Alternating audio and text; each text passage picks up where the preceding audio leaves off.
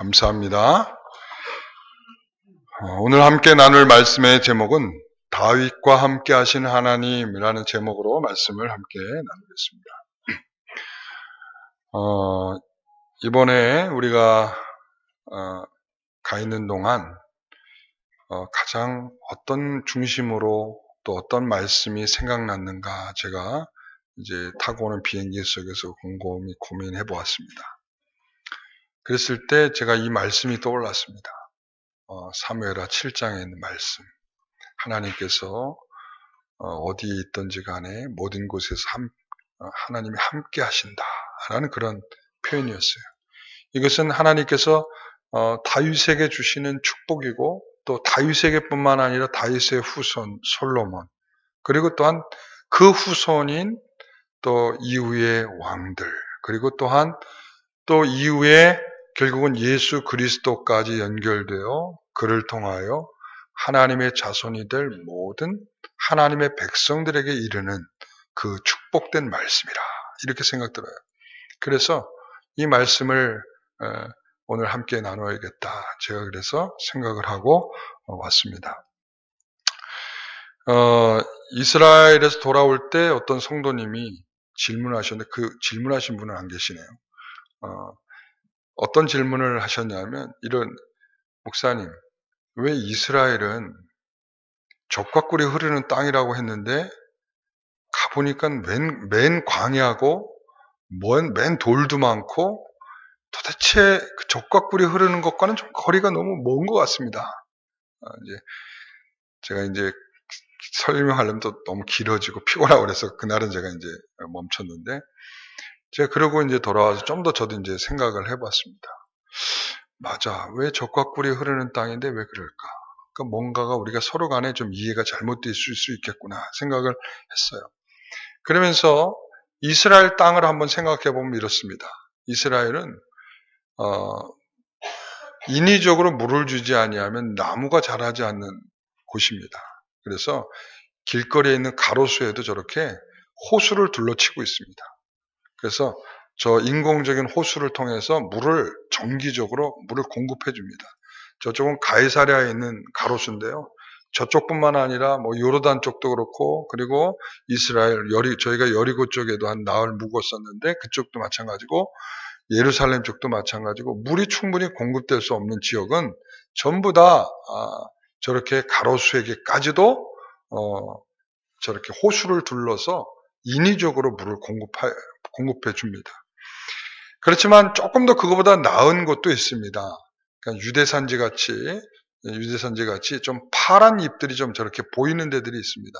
저쪽은 그 나비 사무엘이라고 하는 그 사무엘의 무덤 쪽에서 저쪽 그 기브온 산당, 저쪽 파란 쪽이 기브온 산당 쪽인데요. 이렇게 기브온 산당 쪽 저렇게 바라보면 저 위치가 유대산지입니다. 유대산지. 저 유대산지 이쪽으로 넘어가면 유대 광야, 동쪽으로 넘어가면 유대 광야, 서쪽으로 넘어오면 쉐펠라, 가장 비옥한 이스라엘에서 그래도 푸릇푸릇한 풀들이 가장 많이 나는 쉐펠라 지역입니다. 그래서 저런 지역도 있습니다. 저런 지역에도 보니까 역시 사람이 많이 산다. 그러니까 이제 저희가 신도시라고 그러대요. 예루살렘 부근에 이제 사람들이 너무 많이 모여 사는데 그 주변에 이제 신도시가 저렇게 생겼어요. 그러니까 저렇게 사람이 사는 걸로 보니까 여기는 그래도 살만한 지역이구나 이렇게 이해가 될 수 있죠. 그 다음에 보면 상당한 부분에 저렇게 광야가 펼쳐져 있습니다.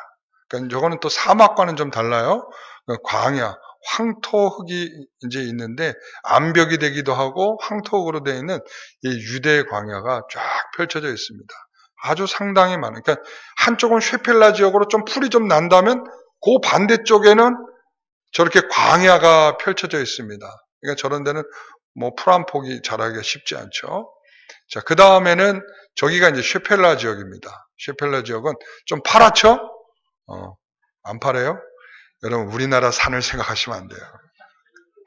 제가 이렇게 공항에 딱 도착해서 딱 보니까 누렇다 뭐 그랬는데 여기는 아직도 파란 거야 이거. 그랬어요. 여기는 아직도 파랗고 우리나라 산은 정말 훌륭한 거예요. 여러분 저 이스라엘은 산으로 따지자면 볼 게 하나도 없어요. 정말 우리나라는 좋은 나라.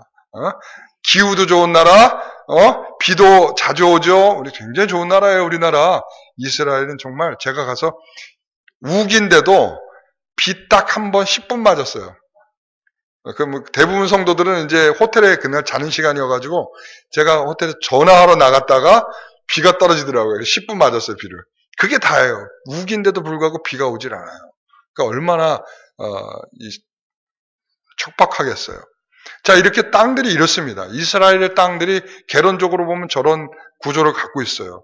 그런데 하나님은 저 땅을 가리켜서 뭐라고 그랬다고요? 젖과 꿀이 흐르는 땅. 아니, 그럼 하나님 말씀이 도대체 뭡니까? 적어도 젖과 꿀이 흐르는 땅이라면 저 땅이 정말 비옥해야 되는데 왜 비옥하지 않은 겁니까? 저 땅이 어떻게 젖과 꿀이 흐르는 땅이라고 말할 수 있습니까? 하나님께서 이스라엘 백성들을 데리고 나오라고 모세에게 말씀을 하실 때 호렙산에서 그랬거든요. 너는 이스라엘 백성들을 애굽으로부터 인도하여 내어 어디로 데려가라고요? 젖과 꿀이 흐르는 땅으로 데려가라고 했거든요. 그런데 그래서 이제 그들을 데리고 간 거 아니겠어요. 젖과 꿀이 흐르는 땅으로 열심히 데리고 갔습니다. 그래서 시내산에서 1년 머물고 그리고는 이제 다시 시내산을 출발해서 다베라, 기브로 핫다와 그리고 가데스 바네아까지 올라갔습니다. 북쪽으로 올라갔어요. 이제 남쪽 네게부 사막에서 위쪽으로 올라갔어요. 올라가서 그들에게 정탐꾼 12명을 보냈어요. 그리고는 정탐을 하러 갔습니다. 그랬더니 그들이 정탐하면서 이런 모습을 봤어요. 민수기 13장 33절 같이 한번 읽어보겠습니다. 23절 또 에스골 골짜기에 이르러 거기서 포도송이가 달린 가지를 베어 둘이 막대기에 꿰어 메고 또 석류와 무화과를 따니라 이랬어요. 그러니까 그들이 딱 가서 정탐하러 가데스 바네아에서 그들이 올라가서 딱 봤어요. 어디로 갔어요? 가데스 바네아에서 에스골 골짜기. 에스골 골짜기는 바로 가데스 바네아에서 조금 더 북쪽으로 올라가면 위치해 있는 곳이에요. 그래서 그들이 그것을 이렇게 봤어요.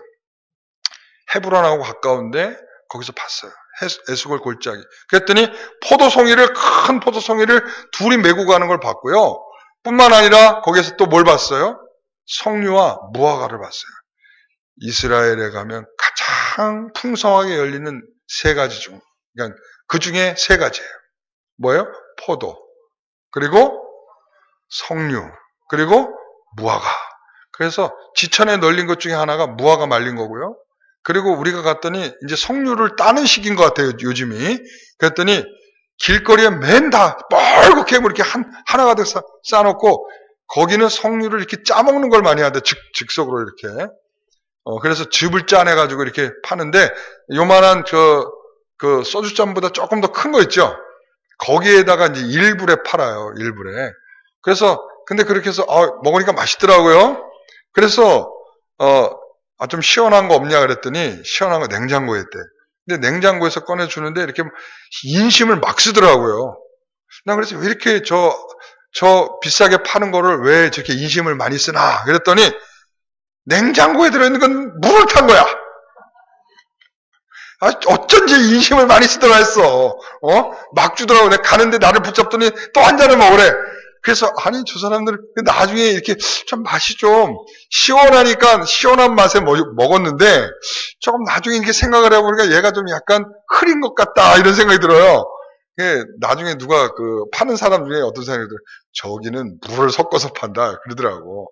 그러니까는 그런데 어쨌든 그렇더라도 이게 석류가 엄청나게 많아요. 석류가 막 이만하죠. 이만한 석류가 엄청나게 많아요. 그러니까 이들이 에스골 골짜기에서 이스라엘에서 가장 많이 나는 지금 것들을 본 거예요. 그러니까 그 땅에 대해서 이 땅은 정말 젖과 꿀이 흐르는 땅이 맞겠구나. 그런 생각을 하도록 본 건데, 근데 그들의 마음은 그렇지 않았어요. 그러니까 이들이 여러분 젖과 꿀이 흐른다라는 것을 무엇으로 이해하세요? 비옥한 땅으로 이해하세요? 자, 보세요. 민수기 16장에 가서 보겠습니다. 민수기 16장에 가서 자, 거기 앞에 보면 13절에 내가 우리를 적과 꿀이 흐르는 땅에서 이끌어내어 광야에서 죽이려 함이 어찌 작은 일이기에 오히려 스스로 우리 위에 왕이 되려 하느냐. 지금 고라자손하고 그리고 몇 개 당파, 이렇게 해서 몇 개 당파가 서로 마음을 같이 해서 모세에게 반역을 일으켰어요. 그 반역을 일으켰을 때 그때 그들이 한 말이에요. 내가 우리를 적과 꿀이 흐르는 땅에서 이끌어내요. 자, 그러면 적과 꿀이 흐르는 땅이 어디라는 거예요? 애굽이라는 거죠. 그러니까 이 적과 꿀이 흐르는 땅, 그들의 마음속에는 애굽 같은 땅을 본 적이 없는 거야. 왜? 애굽에서 살아왔고요. 그리고 평생을 애굽에 살아왔고, 애굽은 항상 라헬강이 흐르고 비가 오든 안 오든 항상 그 라헬강을 퍼다가 농사를 지을 수 있는 것들을 늘 봤거든요. 이 족장시대 때부터 항상 그렇잖아요. 물은 항상 그쪽에 애굽이 풍족하기 때문에 가나안 지경에 그 흉년이 들어가지고 먹을 것이 없을 때 항상 어디로 내려가요? 애굽으로 내려가. 아브라함도 내려갔었어요. 그래서 자기 와이프를 뭐라고 속였어요? 동생이라고 속이다가 큰 코 다칠 뻔하다가 돌아온 곳이 애굽 아니겠습니까? 그러니까 그들이 꼭 흉년이 들면 저기는 가면 먹을 것이 있겠다 하는 곳은 애굽이었어요. 그러니까 그들은 평생을 애굽이라고 하는 곳에서 비옥한 땅, 라헬강에서 물을 퍼다가 농사를 지을 수 있는 땅을 보면서 살아왔어. 그리고 와서 딱 가나안을 한번 목격하고 와서 봤더니 가나안 땅 별 볼 일 없거든. 응? 별 볼 일 없어요. 왜? 그쪽 땅은 자기들이 살았던 애국과는 전혀 다른 거야. 그러니까 자신들이 이렇게 말해요. 우리는 적과 꿀이 흐르는 땅에 있었는데 왜 우리를 데리고 나와서 이런 땅으로 우리를 인도했느냐고 지금 항의를 하는 거예요. 그러니까 적과 꿀이 흐르는 땅을 어떤 땅으로 인식한 거예요? 비가 적당히 오는 비옥한 땅. 심으면 좋은 열매를 맺는 비옥한 땅을 그들은 적과 꿀이 흐르는 땅으로 생각을 했습니다. 여러분, 그래서 애굽 땅은요. 그 다음 애굽 땅은요. 아니, 그건가요? 애굽 땅은 어떤 땅? 물을 댈 수 있는 비옥한 땅. 그러나 이스라엘 땅은 산과 골짜기가 있어서 하늘에서 내리는 비를 그냥 확 흡수해버리고 많은 땅이에요. 그러니까 끝장나는 거죠. 그러니까 비가 안 오면 어떻게 돼요? 끝나는 땅이에요. 비가 안 오면 농작물을 심을 수 없는 땅이에요. 그래서 저는 이렇게 생각합니다. 왜 이게 하나님 적과 꿀이 흐르는 땅이냐? 이 유목민의 피를 갖고 있는 사람들은 이 땅이 어떤 땅인지 다 아는 거예요. 어떤 땅으로 알겠어요? 자, 젖은 무슨 젖이에요? 젖. 양이나 염소 젖이겠죠. 그렇죠? 그러니까, 뭐 하기에 적당한 땅이다? 목축을 하기에 적당한 땅이다. 그런 말이에요. 두 번째, 그러면 꿀은 양봉을 할까요? 여러분, 거기에 양봉이 뭐가 되겠어요? 다 이렇게 메마른 건초밖에 없고, 그리고 뭐 열매 맞고 뭐가 피고 지고 하는 그 시기는 굉장히 짧은데, 실질적으로는 이 양봉을 할 수가 없는 거예요. 그냥 꿀은, 실제로 가보니까, 꿀은 대취하자. 대취하자. 한번 보여주세요. 자, 대취하자. 저게 꿀이야, 꿀. 꿀보다 더 달아요? 엄청 달아요. 그래서 오늘 성도들에게 제가 오늘 이거 하나씩 드리려고 그냥 맛만 보시라고 제가 맛만 보시라고. 자, 이게 대취하자면 이게 꿀입니다. 그래서 이스라엘 사람들은 오늘날도 저걸 가지고 짜가지고 즙을 내가지고 시럽을 만들어서 먹어요. 그러니까 꿀 대신 굉장히 달고 굉장히 맛이 괜찮아요.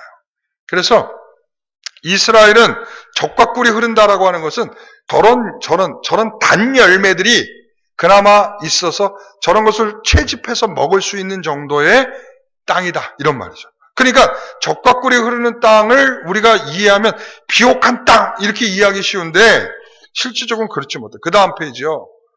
자, 보세요. 그래서 저는 맨 마지막 부분만 읽어주세요. 맨 마지막 부분. 자, 적과 꿀이 흐르는 땅은 하나님 안에서 주시는 풍요로운 땅이다. 이런 뜻이에요. 그러니까 저것은 하나님 안에서 믿음으로 풍성해지는 땅. 다시 말하면 하나님 앞에 순종하고 하나님을 따르는 백성들에게는 풍요로운 땅이요. 그러나 하나님을 배신하고 하나님 없이 다르게 살면 더욱 척박해지는 땅이다. 그게 바로 이 가나안 땅의 특징이다. 적과 꿀은 바로 그런 측면에서 우리가 이해할 수 있는 것입니다. 이해가 되셨죠? 적과 꿀이 흐르는 땅은 우리가 생각하는 비옥한 땅, 이런 측면보다 하나님 안에서 믿음으로 살아가게 되는 땅. 이것을 바로 적과 꿀이 흐르는 땅이다. 이렇게 이해할 수 있습니다. 이번에 이스라엘에 가서는 저쪽에 있는 여행사하고 제가 계속적으로 가야 될 것들을 조금 이렇게 정했어요. 그러니까 좀 제가 테마를 가지고 했거든요. 그래서 단에서 브엘세바까지. 근데 브엘세바까지 가려면 여러 가지 또 어려움들이 있어요. 요즘에 가자지구 쪽에서 계속 폭탄이 날라오고 그런다고 그러대요. 우리 선교사님이 오셨다 가셨어요. 우리가 있는 곳으로. 그분은 브엘세바에 살고 계시는데, 그 브엘세바 쪽으로는 포탄이, 가자지구 쪽 있죠? 가자지구 쪽이랑 가까워서 포탄이 이렇게 날라온대요. 그래서 집집마다 뭐가 있냐면 방공호가 있대요. 방공호. 그러니까 포탄이 날라온다 그러면 사이렌이 울리면서 이제 방공호로 들어가는 거예요. 방공호로 들어가면, 그런데 대부분 다 이제 날라오는 포탄들은 다 왜 있잖아요. 격추시켜버린대요. 이스라엘 쪽에서 날라오는 것을 다 감지하고 레이더로 감지해서 다 격추시켜버리는데, 간혹 가다 격추를 못 시켜서 한두 발이 날라올 때가 있대요. 그러면은 이제 시내에 떨어지는 거죠. 그런데 그럴 때에 피할 수 있도록 전부 다 방공호를 만들어 놓은대요. 근데 요즘 거기 브엘세바뿐만 아니라 예루살렘도 마찬가지라고 그러더라고요. 예루살렘 안에도 방마다, 그러니까 집마다 하나의 방은 방공호로 사용할 수 있도록 이렇게 철갑을 둘러서 방 하나를 이렇게 만든답니다. 그게 이제 법령화가 된 모양이에요. 그래서 브엘세바까지는 우리가 좀 위험한 지역들도 있고 그래서 가지는 않았어요. 그런데 이 브엘세바, 우리가 단에서 브엘세바까지, 그리고 이 헐몬산으로부터 물이 흘러내려와서 사해까지, 그리고 이 출애굽의 경로 중에 요르단 지역, 그리고 이쪽 지중해의 한편, 이렇게 제가 좀 전체적인 구조를 그렇게 짰어요. 특별히 이제 여러분한테 이제 소개를 하나 시켜드리고 싶은 것은 바로 여기입니다. 이 이스라엘의 물은 헐몬산으로부터 흘러내립니다. 이 헐몬산에서 흘러내려가면 지하로 물이 스며듭니다.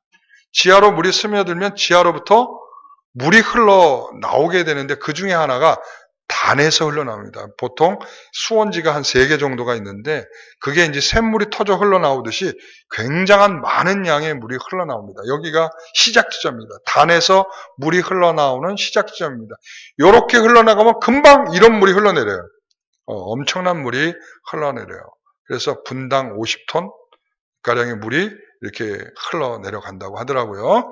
그래서 저게 이제 헐몬산에서부터 시작된 물이 저렇게 단으로부터 시작해서, 자, 그 다음이요. 어디까지 오냐면, 갈릴리입니다. 갈릴리 바다 같죠? 네? 좀 바다 같죠? 호수인데? 바다 같죠? 그 다음에 여기 이제 갈릴리 호수인데, 그 다음에 여기는 사해예요. 이게 갈릴리로 가서 요단강으로 흘러서 사해까지 내려오게 됩니다. 이 사해 끝부분이거든요. 사해 요즘에 사해도 물이 많이 마르고 있답니다. 그만큼 이제 물량이 좀 더 줄어들고 있다는 거죠. 아니면 더 더워서 증발하는 양이 더 많던지요. 그럴 건데. 자, 이렇게 해서 물이 이렇게 흘러내려와요. 그래서 요단강이거든요. 요단강. 왜 요단강인가? 단으로부터 흘러서 요단강이라는 거예요. 이게 요르단. 그러니까 단으로부터라는 뜻이에요. 단으로부터 흘러내려서 어디까지? 사해까지 내려오는 거예요. 사해까지. 그래서 요번에 여기 단으로부터 시작해서 이렇게 사해에 이르기까지 우리가 사해의 옆도를 타고 이 사해를 충분히 이렇게 보는 시간도 좀 갖고 그랬습니다. 그래서 이러한 것들을 통해서 이스라엘이 어떤 땅인지, 이번에 우리는 사실은 많은 교회들도 들리긴 했는데요. 거기에 보면은 뭐 가톨릭, 아르메니안, 그리고 또 동방정교회, 또 이 여러 교회들이 있는데, 실적으로 저는 뭐 교회에 가는 것은 그냥 형식적으로 다녔어요. 사실 저는 그건 별로 중요하다고 생각은 안 하고, 여기에 이 지리적인 것, 그리고 또 하나님께서 이 백성들에게 어떻게 이 땅에 이 지형을 만들어 가시고 또 어떻게 하셨는지, 이런 부분들에 더 관심을 갖고 보았습니다. 우리 성도들, 그래서 제가 저 가운데서 이렇게 쭉 보면서 요번에 이러한 그 이스라엘 지리를 우리가 함께 보면서 제가 한 가지 생각하게 된 게 뭐라고 그랬다 그랬죠? 어떤 단어라고 그랬죠? 좀 전에 성경 읽었잖아요. 뭐라 그랬죠? 자, 여호와께서 함께 하신다. 여호와께서 함께 하신다. 9절 말씀 다시 한번 읽어보세요. 자, 같이 읽어봅니다. 내가 가는 모든 곳에서 내가 너와 함께 있어. 자, 거기까지. 내가 가는 모든 곳에서 내가 너와 함께 있겠다 이거예요. 자, 다시 한번 우리 요 부분을 외워봅시다. 내가 가는 모든 곳에서, 시작. 내가 가는 모든 곳에서 내가 너와 함께 있어. 자, 다시 한번 시작. 내가 가는 모든 곳에서 내가 너와 함께 있어. 어렵지 않죠? 자, 다시 한번 꺼주세요. 시작. 네, 내가 함께 있어. 자, 바로 제가 이번에 생각하게 된 말씀입니다. 하나님께서 내가 가던 모든 곳에 하나님이 함께 있겠다 하시는 말씀. 이 말씀이 우리는 이 생각을 하면서 하나님께서 이런 축복의 말씀을 다윗에게 해주셨어요. 그 이유는 뭐였냐면 다윗이 하나님의 성전을 짓겠다고 그랬습니다. 하나님 성전을 짓고 싶어요 그랬어요. 그랬더니 하나님이 그걸 다 알고 나단 선지자를 통해서 말씀을 해주시는 거예요. 네가 하나님의 성전을 짓겠다는 아주 훌륭한 마음을 내가 다 뭐했다? 다 받았다. 자, 그 다음 페이지요. 그 다음 페이지를 보면은 저기서 저게 성전의 터예요. 그러니까 성전의 터.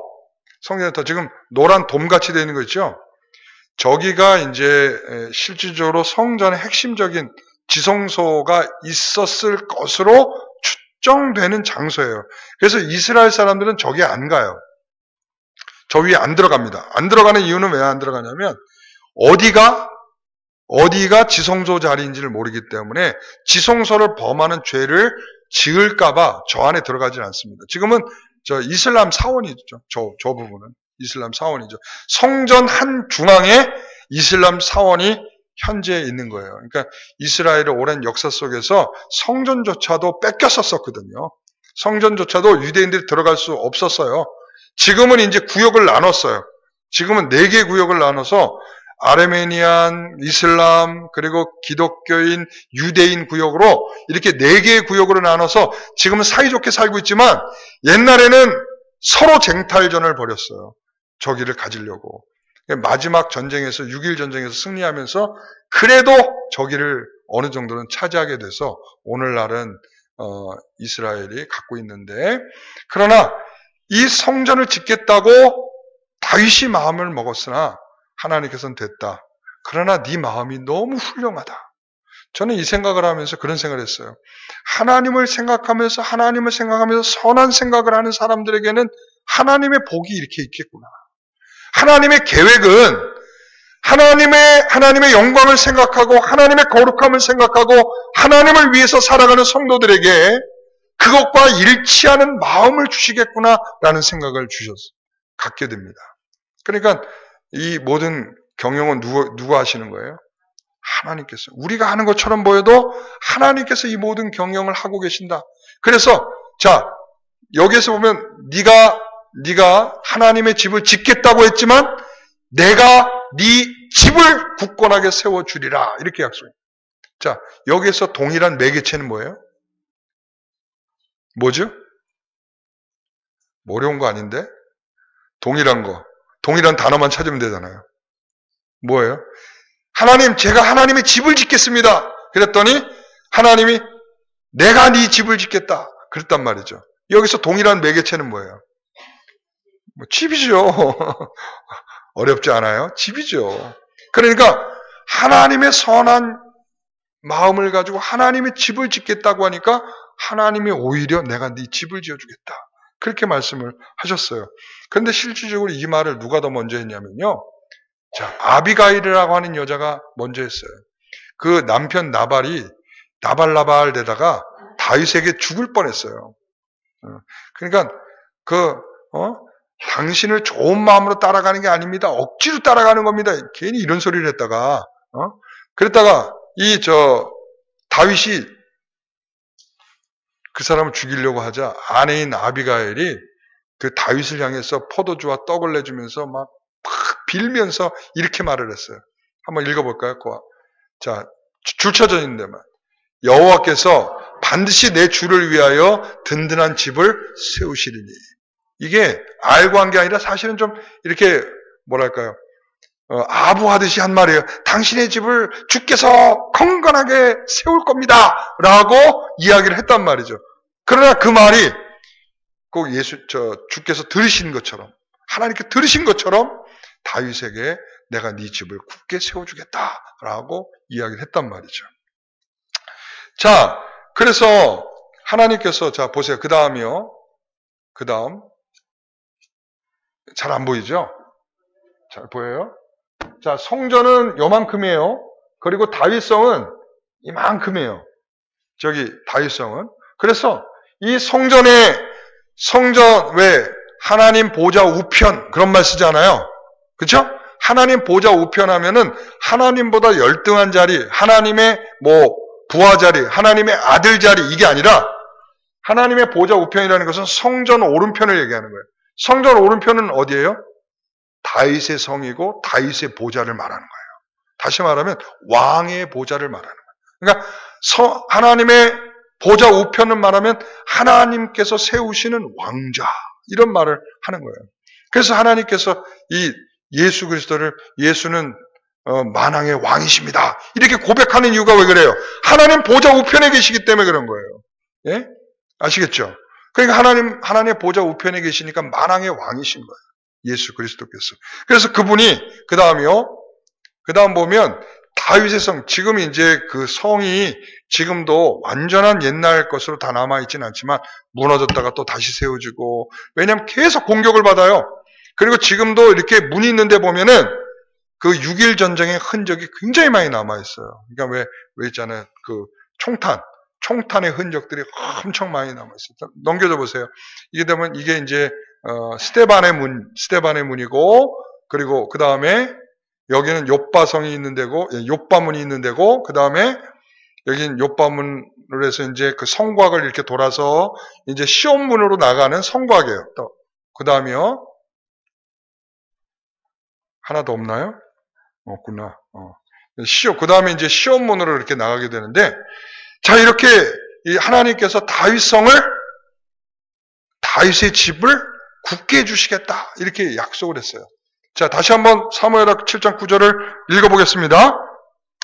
내가 가는 모든 곳에서 내가 너와 함께 있어 내 모든 원수를 내 앞에서 멸하였은즉 땅에서 위대한 자들의 이름같이 내 이름을 위대하게 만들어 주리라.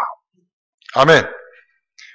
내가 가는 모든 곳에서 하나님께서 그렇게 다윗과 함께 하시겠다라고 말씀하셨어요.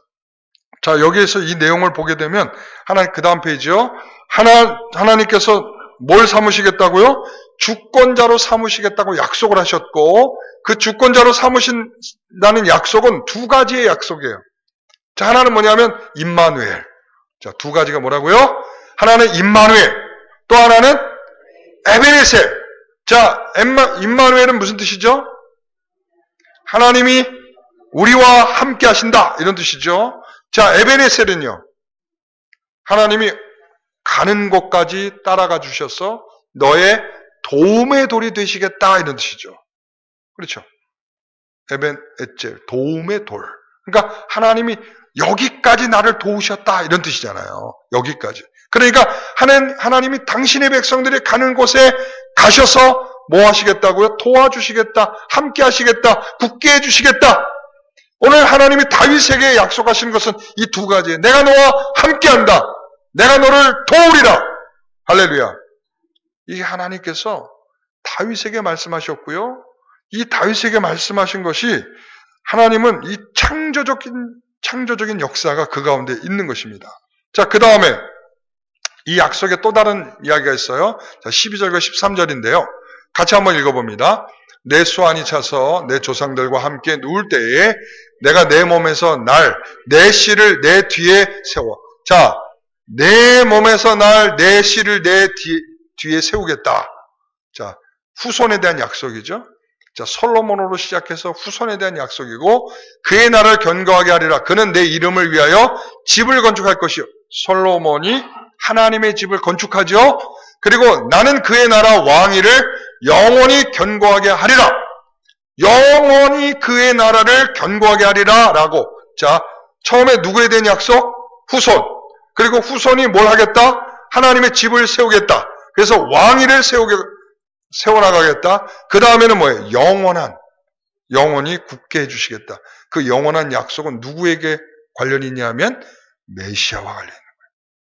그래서 이 시편에 보면 89편의 시편 한번 보시겠습니다. 89편, 이거는 안 올렸어요. 성경책을 보겠습니다. 89편입니다.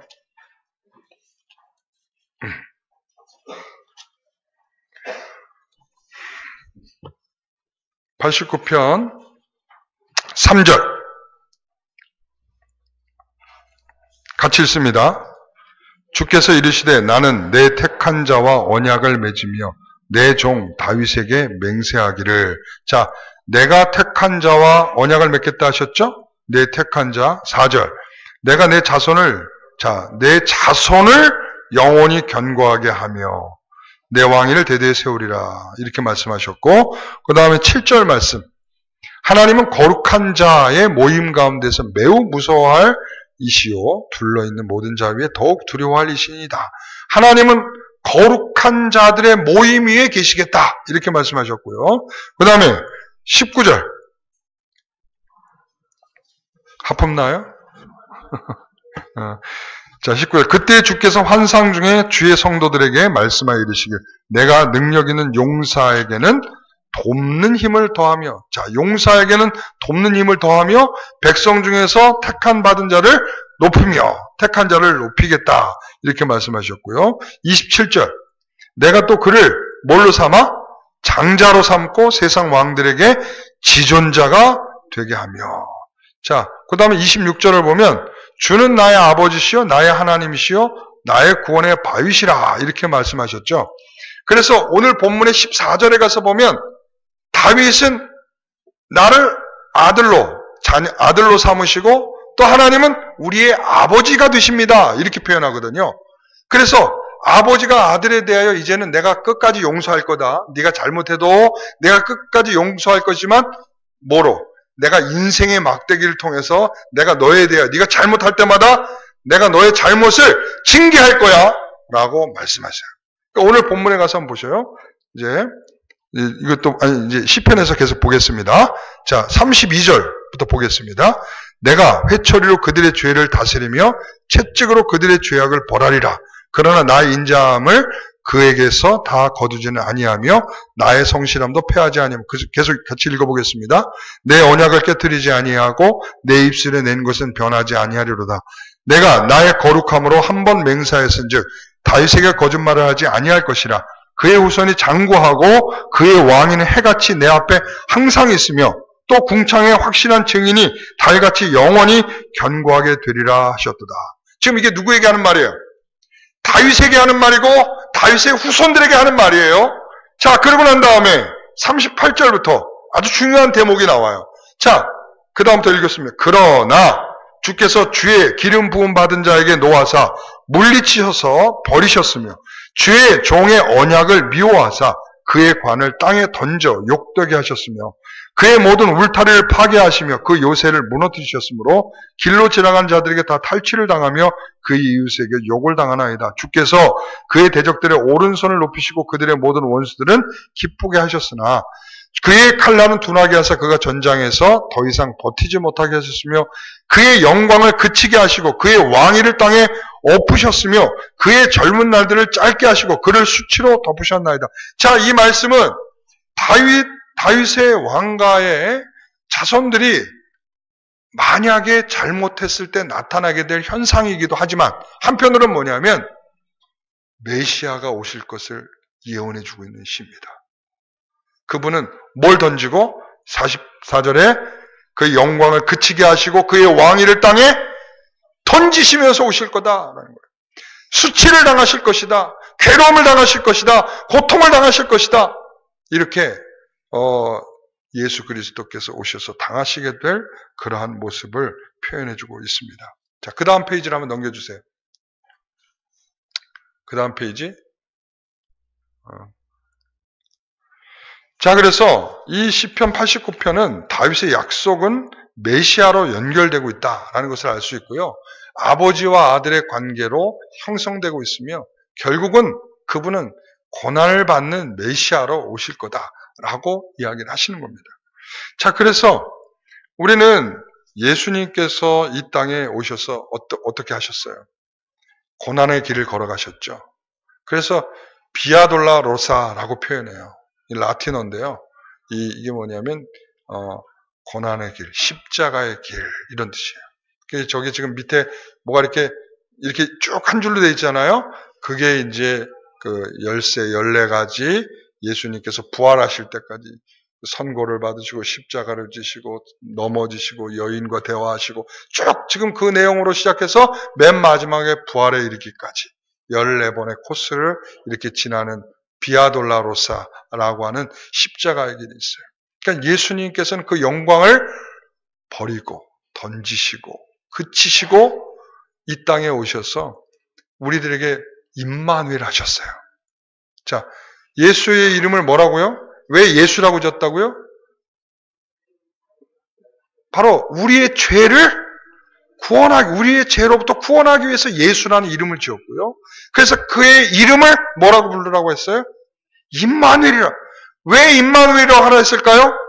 이제 다윗에게 약속하셨던 임마누엘의 하나님이 모든 곳에서 함께 하시겠다라고 약속하셨던 임마누엘의 하나님이 이제 그의 후손을 통하여 영원토록 함께 하시겠다라고 약속하신 그 하나님이 이제 예수께서 오셔서 그 임마누엘을 실행하셨고 가시면서까지도 뭐라고 그랬어요? 마태복음 28장 20절에 세상 끝날까지 너희와 항상 함께 하시겠다. 이게 뭐예요? 바로 에베네셀이면서 임마누엘 하신 하나님께서 우리의 모든 삶을 끝까지 함께 하시면서 책임지시겠다라고 선언하고 선포하는 것입니다. 오늘 우리의 삶이 척박할 수 있어요. 가나안처럼 말이죠. 광야처럼 뭐 하나 의지할 것 없고 뭐 하나 도움받을 수 없는 그런 지경에 우리가 살 수도 있어요. 심으면 결실이 안 되는 땅에 살 수 있어요. 그리고 뭐 하나 마시려고 해도 제대로 마실 만한 물도 없는 땅에 살 수도 있어요. 그런데 하나님이 함께 하시면 내용이 달라져요. 하나님이 함께 하시면 그 적박한 곳에서 적과 꿀이 흐르며 풍요와 결실을 맺는 땅을 경험하게 되는 겁니다. 하나님이 함께 하시면 말이죠. 오늘 우리들의 삶 속에 그런 하나님의 놀라운 은혜가 있기를 소원합니다. 여러분, 그래서 가나안의 적과 꿀이 흐르는 땅이고요. 하나님이 함께 계셔야 적과 꿀이 흐르는 땅이 되는 것이고 우리의 삶에 그런 은혜를 충만하게 누릴 수 있게 되는 것입니다.